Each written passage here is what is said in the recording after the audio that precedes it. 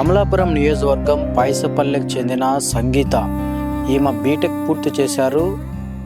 Job నిమిత్తం బెంగళూరులో coaching తీసుకుంటూ మొన్న శివరాత్రికి ఇంటికి వచ్చారు. తల్లిదండ్రుల్లో ఎంతో ఆనందం ఉంది, కానీ ఒక్కసారిగా ఒక విషాద ఛాయలు నెలకొన్నాయి. ఈమె ఒక్కసారిగా బాత్రూంలో జారి పడడము, తలకు బలమైన గాయం కావడంతో కడపలో ఒక ప్రైవేట్ హాస్పిటల్కి తీసుకెళ్లగా వెంటనే తక్షణమే బెంగళూరు తీసుకెళ్ళండి అని డాక్టర్లు సూచారు. అక్కడికి వెళ్ళిన అనంతరం అక్కడ కూడా డాక్టర్లు స్కాన్ చేసి ఈమె బ్రెయిన్లో బ్లడ్ క్లాట్ అయింది, ఈమె చనిపోయిన పరిస్థితి అని చెప్పారు. ఒక్కసారిగా ఆ కుటుంబంలో కావచ్చు, ఆ గ్రామంలో కావచ్చు తీవ్ర విషాదం చోటు చేసుకునింది. అయినప్పటికీ ఆమె దాదాపు 7 కుటుంబాలలో సంతోషాన్ని నింపారని చెప్పవచ్చు. ఎందుకంటే ఈమె అవయవదానం చేసి 7గురికి అవయవ దానాలు చేయడం వల్ల 7గురు కుటుంబాలలో ఒక ఆనందం నెలకొనింది. కానీ ఆ తల్లిదండ్రుల గుండెల్లో మటుకు తీవ్ర విషాదం చోటు చేసుకున్నది. ఇప్పుడు మనం కమలాపురం నియోజకవర్గం పైసపల్లెకు వచ్చాము. అసలు ఏం జరిగిందని వాళ్ళ తల్లిదండ్రులతో పూర్తి సమాచారం అడిగి తెలుసుకుందాం. మనం ఇప్పుడు సంగీత ఇంటి దగ్గర ఉన్నాము. వాళ్ళ తల్లిదండ్రులు ఉన్నారు మనతో మాట్లాడడానికి. వారిని అడిగి మరింత సమాచారం తెలుసుకుందాం. అన్న చెప్పండి, ఈ సంఘటన ఎప్పుడు జరిగింది? సంఘటన శనివారం మధ్యాహ్నం 11:30 గంటలకు జరిగింది. 11:30కు బాత్రూమ్ స్నానానికి వెళ్ళింది, కింద జారి పడింది. మేము మా పనుల కొద్దీ మేము పొలం పనికి వెళ్ళాము. తిరిగి వచ్చేసరికి 1:15గా వచ్చింది. అది ఆ సమయంలో బాత్రూంలో స్పృహ తప్పి పడిపోయింది. ఏదో అని మేము కడపకు ఆసుపత్రికి తరలించుకున్నాము. ఆ నుంచి ఆ డాక్టర్లు అక్కడ ఇమీడియట్గా రక్తం ఈడ గడ్డ కట్టింది, సప్లై ఆగే ఛాన్స్ ఉంది, మీరు ఇమీడియట్గా పెద్ద ఆసుపత్రికి వెళ్ళండి. ఆ డాక్టరే మాకు సలహా ఇచ్చింటే మేము బెంగళూరు మణిపాల్ హాస్పిటల్కు బయలుదేరినాము. ఆ తర్వాత ప్రమాదవశాత్తు 2 రోజులు హాస్పిటల్ వచ్చాము. మా పాప ఇలా అయిపోయింది, మాకు అది సార్ జరిగింది. మీరు చెప్పండి, చిన్నప్పటి నుంచి ఎలా ఉండేది సంగీత? బాగుంటుంది. చదువు విషయంలో కావచ్చు.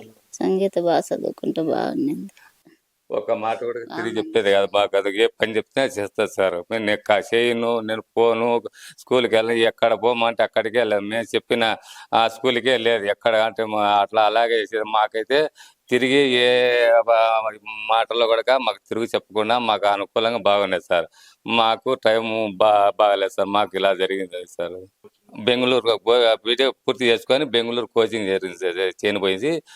ఇంటికి వచ్చి ఇలా జరిగింది సార్. ఇది అంటే మీకు ఖచ్చితంగా బెంగళూరు నుంచి వచ్చేప్పుడు ఖచ్చితంగా మీకు ఫోన్ చేసి ఉంటుంది, మీరు ఎంతో కూతురు వస్తుందని చెప్పి ఎంతో సంతోషం వ్యక్తం చేస్తున్నారు.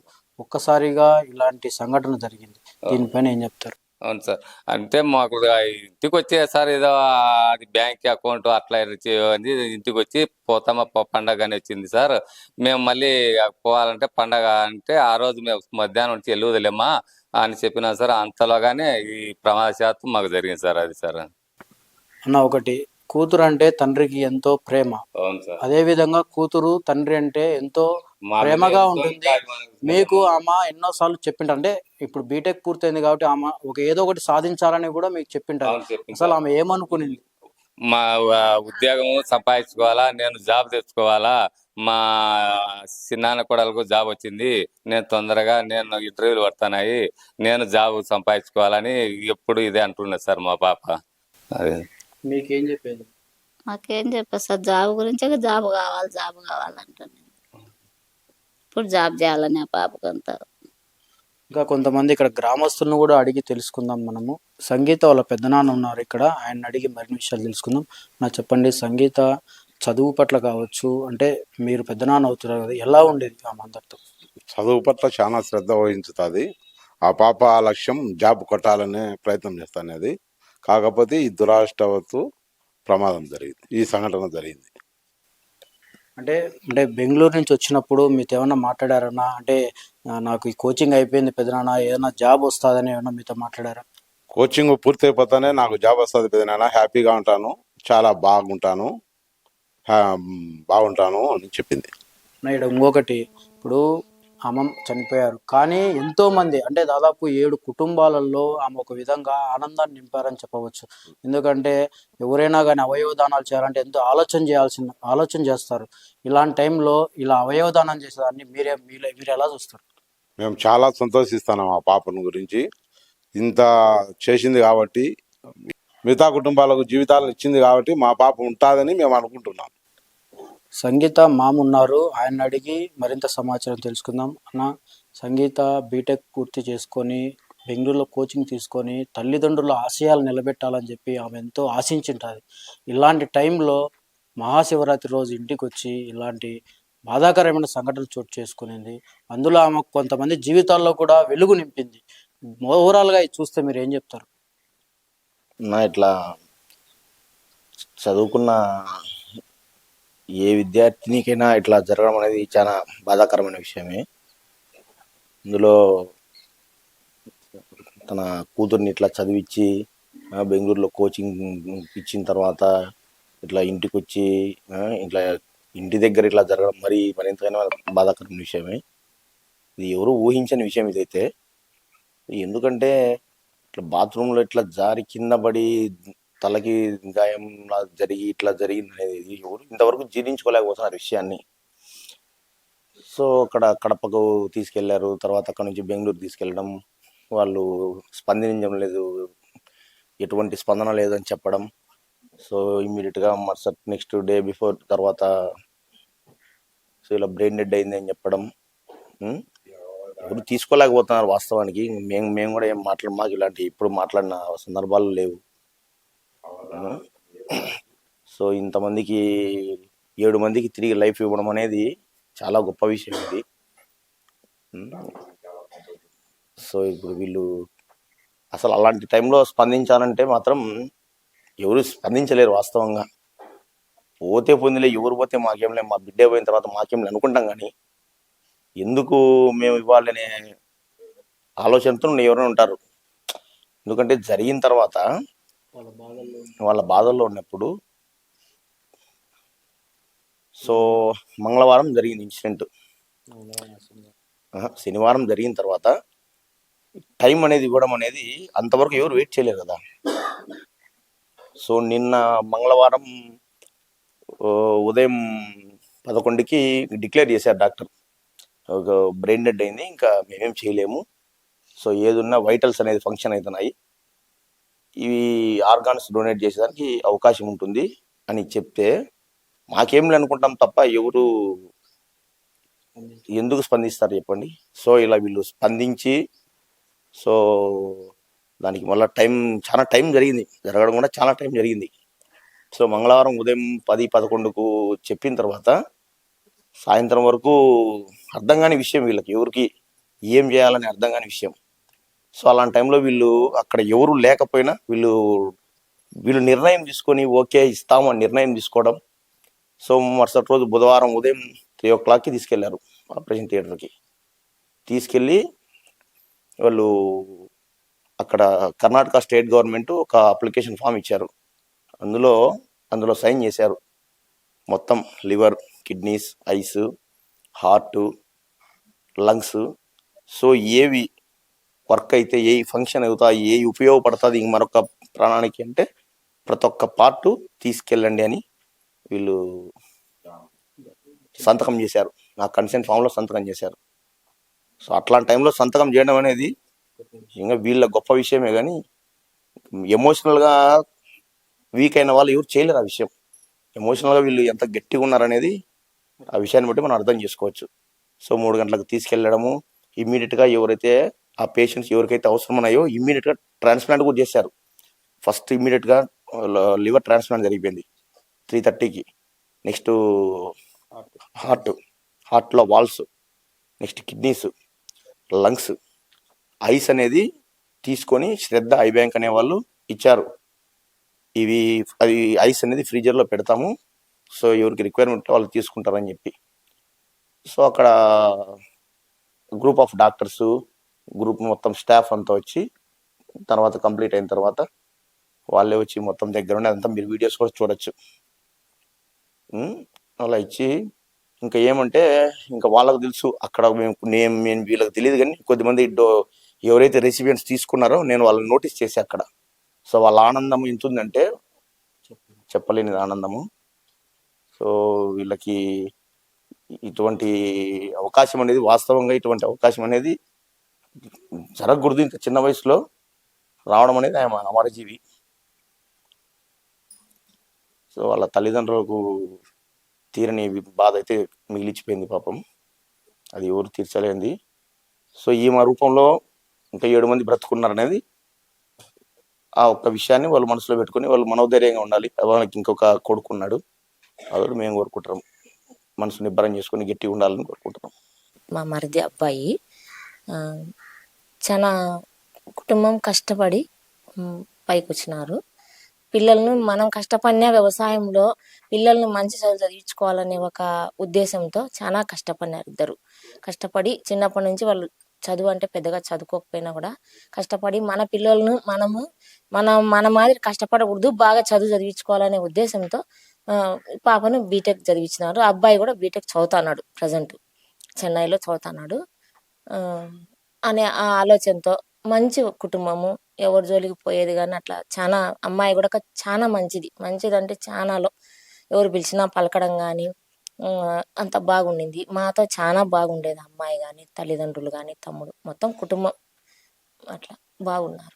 ఏం చదవాలంటే నేను ఎంటెక్ చదవమన్న పాపను. అంటే తమ్ముడు చదువుకుంటున్నాడు కదమ్మా, పెద్దమ్మా 2 ఏళ్ళు అవుతుంది కదా, ఎక్కువ అవుతుంది ఖర్చు, తమ్ముడు చదువుకోనిలేంగా, నా చదువు అయిపోయింది, నేను జాబ్ చేసుకుంటా చిన్నగా, తల్లిదండ్రులకు చదోడు బాదోడుగా ఉండాలని ఆ పాప అనుకునేది. అట్లా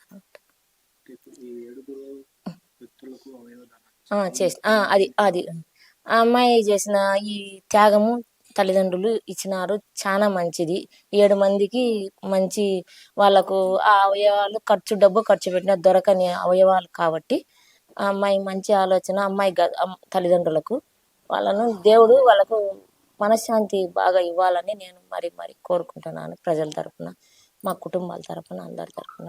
గొప్ప హృదయం కాబట్టి మంచి ఆ పాపకు బాగుండాలా, ఎప్పటికీ భవిష్యత్తులో పేరు ఉండాలా, వాళ్ళ కుటుంబం దేవుడు బాగా చూడాలా అని నేను కోరుకుంటాను. అమ్మాయి చాలా మంచిది, చాలా మెతక, చదువు కష్టపడి పూర్తి చేసింది. ఇంకా జాబ్ వచ్చిందంటే బాగుంది. ఇంకా అంత లోపలనే అమ్మాయి ఇట్లా జరిగింది. అన్న శనివారం మార్నింగ్ 11:30 అరౌండింగ్ 12 ఆ టైంలో మా అన్న మా వదిన ఎవరు లేరు. పొలం పనుల రీత్యా మేము వ్యవసాయం చేసుకుంటూ ఉంటాం. పొలం పని రీత్యా వాళ్ళు పొలం పని మీదకి వెళ్ళినారు. సంగీత అరౌండ్ 9 నుంచి 11:30 వరకు బయట ఈ చుట్టుపక్కల ఇళ్లలో స్టిచ్చింగ్ చేస్తా అందరితో మాట్లాడుతూ కూర్చొని ఉండింది. మాకేమని చెప్పిందంటే ఆఫ్టర్నూన్ నుంచి బ్యాంక్కి వెళ్తాము, బ్యాంక్ వర్కింగ్ ఉంది అని చెప్పారు. సో అన్ఫార్చునేట్లీ ఏంటంటే బ్యాంక్ ఆ రోజు అంటే శివరాత్రి కదా, ఫెస్టివల్ వల్ల సరిగా వర్క్ అవుతారో లేరు అంటే ఉంటారు బ్యాంక్ వాళ్ళని తెలియదు. నేను ఇంకా ఈరోజు వెళ్ళలేదు, రేపు వెళ్తాను డాడీ అని ఫోన్ చేసి చెప్పింది. సర్లేమ్మా ఉండు వస్తున్నాంలే అని చెప్పి మా అన్న వాళ్ళు చెప్పారు. అమ్మాయి స్నానానికి వెళ్ళిన తర్వాత అక్కడ ఏం జరిగింది ఏంటి అనేది తెలియదు. స్కిడ్ అయ్యి కింద పడిపోయిన తర్వాత మా అన్న కానీ వదిన కానీ మేము కానీ ఎవరం లేము ఇంటి దగ్గర. సో వచ్చి చూసేసరికి గేట్ ఓపెన్ చేయగానే సౌండ్స్ వస్తూ ఉన్నాయి. సౌండ్స్ వస్తుంటే ఏంటని చూస్తే బాత్రూంలో పడిపోయింది, అన్కాన్షియస్లో ఉంది. ఇక్కడి నుంచి కడపకి తీసుకెళ్ళిన తర్వాత స్కానింగ్ తీశారు. స్కానింగ్ తీసిన తర్వాత బ్రెయిన్ స్వెల్లింగ్ ఉంది. సో ఇక్కడ నా దగ్గర ఎక్విప్మెంట్ లేదు, మీరు బెటర్ హాస్పిటల్ షిఫ్ట్ అవ్వండి అని చెప్పారు. షిఫ్ట్ అవ్వండి అంటే మేము బెంగళూరు వెళ్ళిపోయాం. మణిపాల్ హాస్పిటల్ వెళ్ళిన తర్వాత అక్కడికి వెళ్ళేంత వరకు కూడా బాగానే ఉన్నది. వెళ్ళిన తర్వాత ఆ పాప 2 సార్లు వామిటింగ్స్ అయింది, మాట్లాడడానికి ట్రై చేసింది కానీ మాటలు రాలేదు. అక్కడికి వెళ్ళిన తర్వాత ఒక ఎర్లీ మార్నింగ్ 3:30 అలా అయింది. వాళ్ళు వెళ్ళంగానే రిసీవ్ చేసుకున్నారు. ట్రీట్మెంట్ అయిందంటే తక్కువ ఏజ్ కదా, 23 అలా ఏజ్. ఆ అమ్మాయికి తక్కువ ఏజ్ ఉంది. సో మెడిసిన్కి ఏమన్నా కోఆపరేట్ చేస్తుందని వాళ్ళు అయితే ప్రయత్నం చేసినారు. వాళ్ళు ప్రయత్నం చేసినా కూడా మాకైతే అదృష్టం లేకపోయింది. సో వాళ్ళ బుధవారం రోజు చెప్పారనమాట మార్నింగ్, మంగళవారం మార్నింగ్ చెప్పారు 11 ఆ టైంలో బ్రెయిన్ డెడ్ అయిపోయిందండి, మెడిసిన్స్కి ఏం కోఆపరేట్ చేయలేదు. సో మీరు ఏదన్నా ఉంటే ఇంకా మీ ఇష్టం చెప్పండి, మీరు ఎక్కడికైనా వెళ్తా అంటే వెళ్ళండి. ఎక్కడికి వెళ్ళలేము ఆ టైంలో, బ్రెయిన్ డెడ్ అయిపోయింది ఆల్మోస్ట్. ఆర్గాన్స్ ఏమైనా డొనేట్ చేస్తారా అని అడిగారు. సో మేము కొద్దిగా దాని గురించి ఆలోచన చేసాం. ఇవ్వాలా వద్దా అని ఒక 1 అవర్ 2 అవర్స్ డిస్కషన్ జరిగింది. ఎందుకంటే ఇవ్వాలంటే మా పాప బతికి లేకపోయినా పక్కన వాళ్ళ గురించి మేము ఆలోచన చేయలే. ఇంకొకటి ఏంటంటే మేము ఇంత డబ్బులు పెట్టినా మా పాపను బతికించుకోలేకపోయినాం. అది మాకు చాలా బాధాకరం.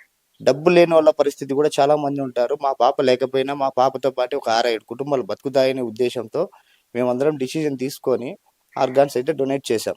అక్కడే సేమ్ డొనేట్ చేసిన టైంలో ఒక 1.5 ఇయర్ చైల్డ్కి హార్ట్ ట్రాన్స్మిషన్ చేశారు. లివర్ ఎవరికో చేశారు. వాళ్ళు ఎవరికెవరికి చేశారు అనేది అయితే మాకు చెప్పలేదు. ఒక చైల్డ్కి అయితే హార్ట్ డొనేట్ చేస్తున్నామని చెప్పారు అంతే. మిగిలినట్టు ఎవరికి చేస్తున్నారనేది తెలియదు.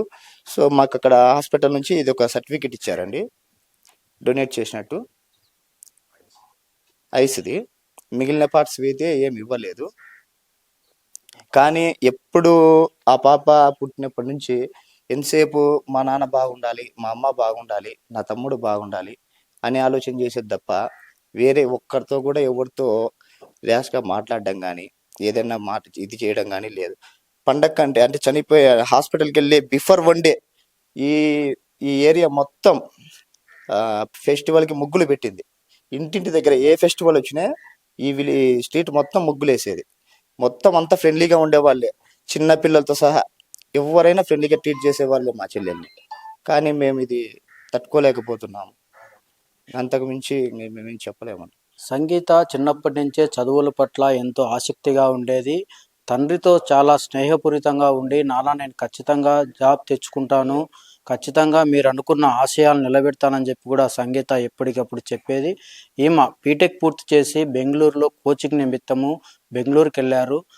శివరాత్రి కావడంతో ఇంటికి వచ్చారు. ఇంట్లో తల్లిదండ్రులు వ్యవసాయ పనుల కోసం బయటికి వెళ్ళారు. ఆమె ఇంట్లో రెడీ అవుదామని చెప్పి స్నానానికి వెళ్ళినప్పుడు చిన్న ప్రమాదశాత్తు జారి పడడంతో ఆమె తలకు బలమైన గాయమైంది.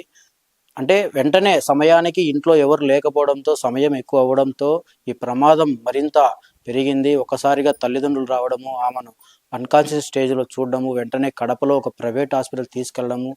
అంటే పరిస్థితి అప్పటికే సీరియస్ అయింది కాబట్టి వాళ్ళు కూడా డాక్టర్లు బెంగళూరు తీసుకెళ్ళాలని చెప్పి సూచించడంతో వెంటనే బెంగళూరు తీసుకెళ్లారు. అప్పటికే పరిస్థితి చేయి దాటిపోయిందని చెప్పి అక్కడ డాక్టర్లు కూడా ఈమె బ్రెయిన్ డెడ్ అయ్యని చెప్పారు.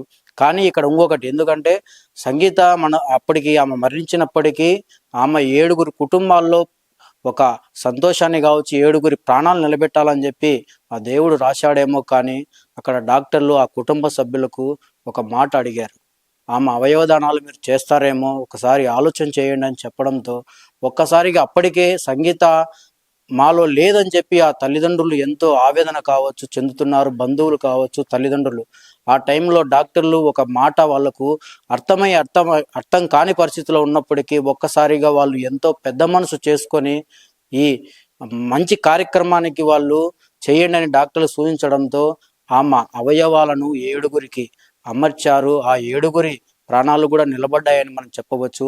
ఆ కుటుంబాల్లో సంతోషం ఉన్నప్పటికీ ఇక్కడ మన కమలాపురం నియోజకవర్గం పాయసంపల్లిలో మటుకు చాలా మంది మనసుల్లో తీవ్ర విషాదం నెలకొనిందని చెప్పవచ్చు.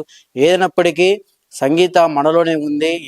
7 మంది వ్యక్తుల్లో ఆమె ప్రాణాలు నిలబడి ఉన్నాయి కాబట్టి ఇది కూడా ఒక విధంగా సంతోషించాల్సిన విషయమే అని చెప్పి ఇక్కడ కొంతమంది వాళ్ళ బంధువులు కావచ్చు, గ్రామస్తులు కావచ్చు చెప్తున్న పరిస్థితి. ఏదైనప్పటికీ ఆయన తండ్రి, సంగీత తండ్రి ఎంతో ఆశలు పెట్టుకున్నాడు.